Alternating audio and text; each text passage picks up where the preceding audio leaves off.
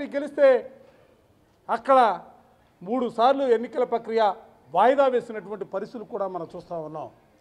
అదే రీతిలో పాలకొండలో కూడా రాష్ట్రంలో జరిగినటువంటి ఉప ఎన్నికలన్నిటిలో కూడా కార్పొరేషన్ సంబంధించి జరిగినా మున్సిపాలిటీకి సంబంధించి జరిగినా కూడా సంఖ్యాపరంగా ఎక్కడా కూడా బలం లేకపోయినప్పుడు కూడా అక్రమ మార్గాన ఇందాక పెద్దలు అందరూ చెప్పినట్లుగా బెదిరించో భయపెట్టో లోపరుచుకునో ఎన్నికల్లో గెలవాలనే మీరు చేస్తున్నటువంటి ప్రయత్నాలు నిజంగా మాకు ఈ ఎన్నికల్లో గెలిచినా ఓడినా రాష్ట్రంలో ఉన్నటువంటి రాజకీయ పరిణామాలు తారుమారవుతాయని మేము భావించట్లా.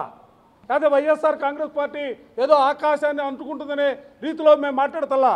మేము కావాలనుకునేది కోరుకునేది ఈ రాష్ట్రంలో ప్రజాస్వామ్యం బతకాలా, ప్రజాస్వామ్య విలువల్ని కాపాడాలా, వ్యవస్థల అటు కోసం పనిచేయాలా. కక్కిన కూడు కోసం ఆశపడే రాజకీయ పార్టీలు ఉన్నటువంటి పరిస్థితుల్లో కనీసం వ్యవస్థలైనా కూడా సక్రమంగా పనిచేయాలనే భావంతోనే మేము పదే పదే ఎన్నికల కమిషన్ అంటే ఒక గౌరవం, ఎన్నికల కమిషన్ అంటే వ్యవస్థలను కాపాడుతూనే ఒక నమ్మకం విశ్వాసంతో ఎక్కిన మెట్లు ఎక్కుతూనే ఉన్నాం. అందుకే ఈ రోజున కమిషనర్ గారికి కూడా గట్టిగా చెప్పాం, వ్యవస్థలను కాపాడండి. ఇవాళ ఈ రాష్ట్రంలో ప్రజాస్వామ్య విలువలు కాపాడాలంటే తప్పనిసరిగా మీరు మీకున్నటువంటి పవర్స్ని ఉపయోగించాలా. క్షేత్రస్థాయిలో ఎక్కడ ఎన్నికలు జరుగుతున్నా 144 సెక్షన్ పెడుతున్నామని చెప్తా ఉన్నారు, 30 యాక్ట్ అమలు చేస్తున్నామని చెప్తా ఉన్నారు. ఆ 30 యాక్టు 144 వైఎస్ఆర్ కాంగ్రెస్ పార్టీకి సంబంధించినటువంటి వ్యక్తులు రోడ్లపైకి రాకుండా ఆపడానికి పనిచేస్తూ ఉన్నాయి. వందలాది మంది రోడ్లపైకి వచ్చి వాళ్ళ తెలుగుదేశానికి సంబంధించి పిడుగురాళ్ళలో చూసినా, తునిలో చూసినా, పాలకొండలో చూసినా వందలాది మంది వచ్చి వాళ్ళ రోడ్లపైకి వచ్చి ఎక్కడా కూడా చేతుల్లో యథేచ్ఛగా అధికారాన్ని దుర్వినియోగం చేస్తూ అడుగడుగునా కూడా వైఎస్ఆర్ కాంగ్రెస్ పార్టీకి సంబంధించినటువంటి ప్రజాప్రతినిధుల్ని తీసుకువెళ్ళటానికి వాళ్ళు చేస్తున్నటువంటి ప్రయత్నాలు కూడా కమిషనర్ గారికి చెప్పడం జరిగింది. నేను ఈ సందర్భంలో ఇంకొక విషయాన్ని కూడా మీ అందరికి కూడా చెప్పదలుచుకున్నా, మీ ద్వారా రాష్ట్ర ప్రజానికానికి కూడా చెప్పదలుచుకున్నా. ఇవాళ మీరు తుల్లో చూశారు, మున్సిపల్ చైర్మన్ ఇంట్లో కౌన్సిలర్స్ అంతా కూడా కూర్చొని ఉంటే అక్కడ స్థానికంగా ఉన్నటువంటి మాజీ శాసనసభ్యుడు మంత్రిగా పనిచేసినటువంటి దాడిశెట్టి రాజా గారు కూడా ఆ ఇంట్లో ఉంటే ఆ ఇంటిని చుట్టుముట్టి వందలాది మంది కార్యకర్తలు తెలుగుదేశానికి సంబంధించినటువంటి వాళ్ళు వెళ్ళి చుట్టుముట్టి అక్కడ ఉన్నటువంటి కౌన్సిలర్ని బయటికి బలవంతంగా తీసుకురావడానికి వాళ్ళు చేసినటువంటి ప్రయత్నాలు కూడా వాళ్ళందరూ కూడా గమనించాలని చెప్పి నేను కోరుతా ఉన్నా.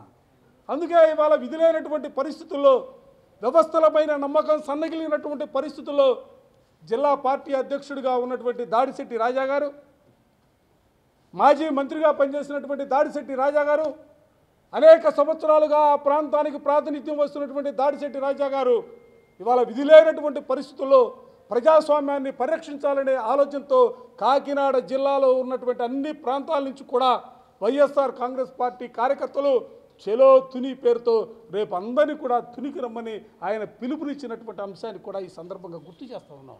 అంటే గతులైనటువంటి పరిస్థితులు ఇవాళ ప్రజాస్వామ్యాన్ని పరిరక్షించుకోవడం కోసం బలమున్నటువంటి వైఎస్ఆర్ కాంగ్రెస్ పార్టీ అక్కడ ఎన్నికల్లో పోటీ చేయడం కోసం తప్పనిసరి పరిస్థితుల్లో చెలో తునికి పిలిపించినటువంటి వైనాన్ని, అంటే దాని అర్థం ఏముంటుందో దయచేసి ప్రజాస్వామ్యవాదులందరూ కూడా గమనించమని కోరుతా ఉన్నా. ఎవరైనా కూడా పిల్లిని రూములో పెట్టి కొడితే తనువుని చివరికి ఎవరిని తిరగబడే పరిస్థితులు వస్తాయి. దయచేసి నేను కూడా, ఎందుకంటే ప్రజాస్వామ్యం పైన అచంచలమైనటువంటి విశ్వాసం కలిగినటువంటి వైఎస్ఆర్ కాంగ్రెస్ పార్టీగా, జగన్మోహన్ రెడ్డి గారి నాయకత్వంలో పనిచేస్తున్నటువంటి కార్యకర్తలుగా ఈ రాష్ట్రంలో ప్రజాస్వామ్యాన్ని పరిరక్షించడానికి ప్రయత్నం చేయాలా. మీరు ప్రయత్నం చేయలేనటువంటి పరిస్థితుల్లో ఈరోజు తునిలో ఏ విధమైనటువంటి పిలుపునిచ్చారో రాష్ట్ర వ్యాప్తంగా అదే రీతిలో అన్ని చోట్ల కూడా పిలుపులను ఇవ్వడానికి వైఎస్ఆర్ కాంగ్రెస్ పార్టీ సిద్ధంగా ఉంది. దయచేసి అంతవరకు కూడా మీరు తీసుకురావద్దు, మమ్మల్ని రోడ్లపైకి ఎక్కే కార్యక్రమాన్ని దయచేసి చేయొద్దని, ప్రజాస్వామ్యాన్ని పరిరక్షించమని పదే పదే మరోసారి, ఎందుకంటే పైన కూడా చాలా స్పష్టంగా చెప్పాం, సూటిగా చెప్పాం, మరలా మీ ద్వారా కూడా ఈ రాష్ట్రంలో ఉన్నటువంటి వ్యవస్థలన్నిటికి కూడా పోలీస్ అధికారులకు కానీ, ఎన్నికల కమిషన్లకు కానీ, అదేవిధంగా ఎందుకంటే కేంద్ర ప్రభుత్వం కూడా పైన ఉంది, వారికి కూడా మేము చెప్పదలుచుకున్నాం. రాష్ట్రంలో జరుగుతున్నటువంటి పరిస్థితుల్లో భవిష్యత్తులో శాంతి భద్రతల సమస్య రాకూడదు, ఉత్పన్నం కాకూడదు. ప్రజాస్వామ్యాన్ని పరిరక్షించాలా, ఆ పరిరక్షించడానికి సంబంధించి ఎన్నికలు సాఫీగా జరపడానికి అందరూ కూడా సహకరించాలని చెప్పి నేను ఈ సందర్భంగా మీ ద్వారా కోరుతా ఉన్నాను. మరిన్ని వీడియోస్ కోసం ఛానల్ ని సబ్స్క్రైబ్ చేయండి. లేటెస్ట్ అప్డేట్స్ కోసం వాట్సాప్ ఛానల్ ని ఫాలో అవ్వండి. ఆ లింక్ డిస్క్రిప్షన్ లో ఉంది.